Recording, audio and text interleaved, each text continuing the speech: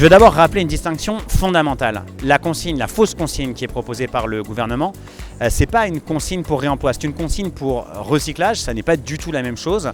Et la consigne pour recyclage, en fait, il n'y en a pas besoin puisqu'on recycle déjà les bouteilles en plastique dans nos centres de tri. On a d'ailleurs consenti à des investissements hyper importants ces dernières années pour étendre les consignes de tri.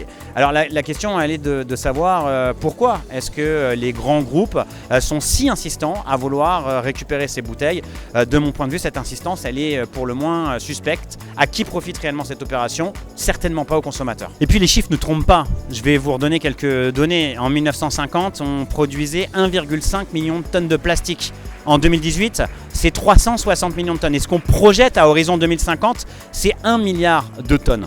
Je veux vous partager aussi le cas allemand, qui est le champion de la consigne, mais aussi le champion de la production de plastique en Europe. En mettant en place la consigne, l'Allemagne a augmenté très significativement sa production et sa consommation de plastique. La consigne, d'une certaine manière, a accompagné l'augmentation de cette production.